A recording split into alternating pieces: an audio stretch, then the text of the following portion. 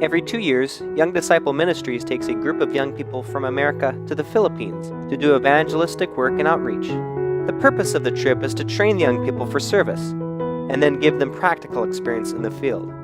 The destination for the trip in 2019 was Malasiki, Pangasinan, on the main island of Luzon. Traveling began February 12, but the snow which the Northwest had received the week before made road travel difficult and forced the cancellation of some flights.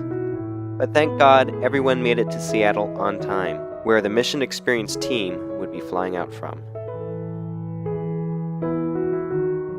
From Seattle, we flew to Taipei, where we had a connecting flight to Manila. During our layover, we explored the airport and enjoyed the indoor flower garden.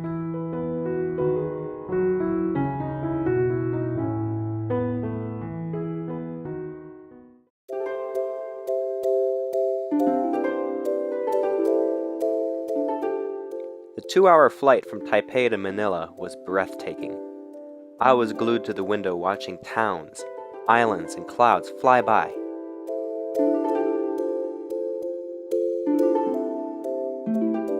Before long, we had landed in the Philippines. Our last leg of the journey was a 6-hour bus ride to Malasiki, but due to high road congestion, it took us 3 hours just to get out of Manila, and another 6 hours to get to our final destination.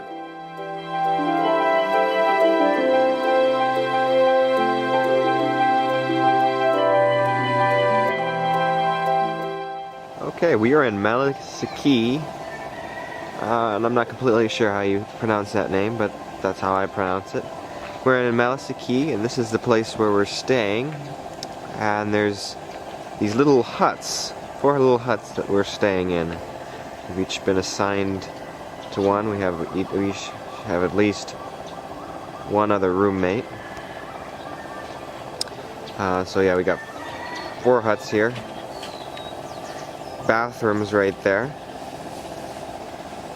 And yeah, let me go show you ours. This is ours, number 4, and I am sharing it with Andrew Ash. And forgive the mess. We've just moved in last night and didn't have a lot of time to clean up. But yeah, this is our living room.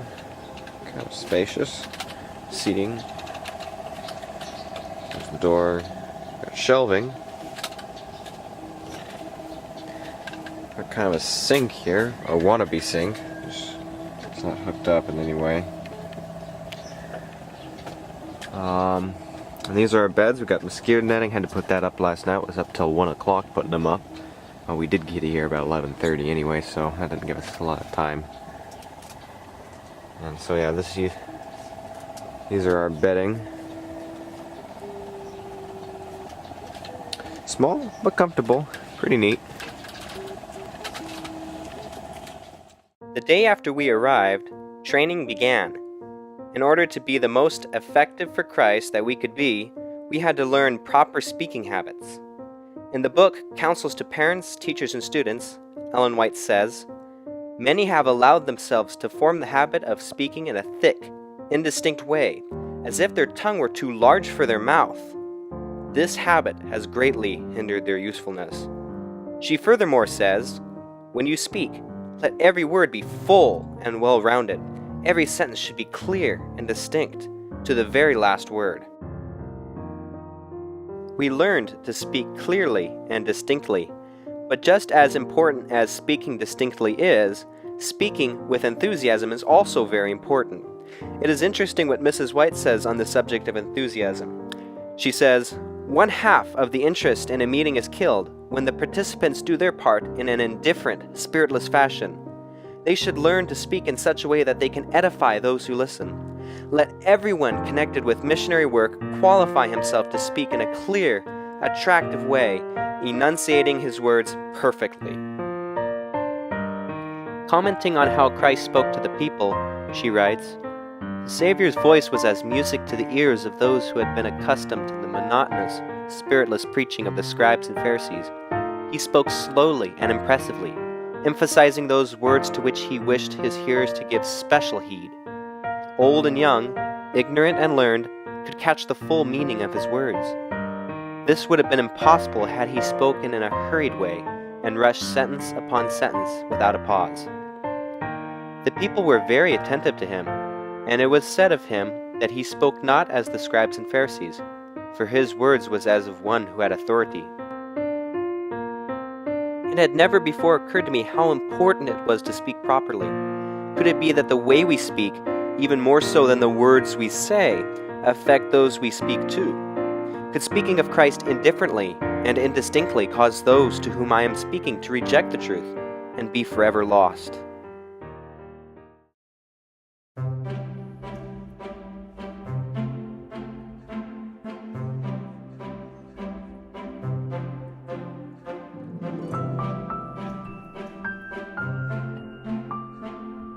After a week and a half of training, our meetings began. The mission experience team was divided into 3 sites: Ogdow, Talispatan, and Riverside. The kids' meeting would start first at 5:30, followed by the adults at 7. The kids' meeting would always begin with singing. We'd sing 3 or 4 songs and then sing our theme song, Lift Up the Trumpet.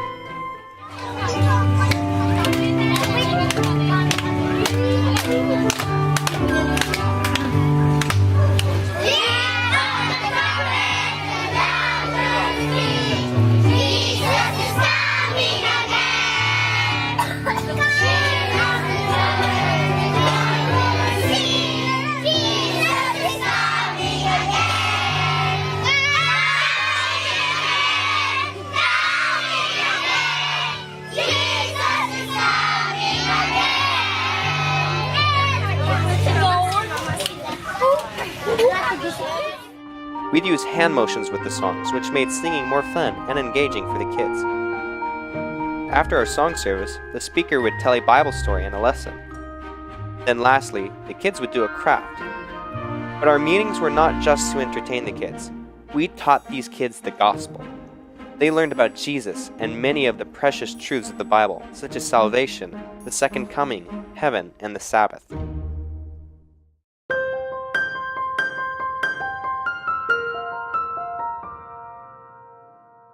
Immediately following the kids' meeting was the adult meeting.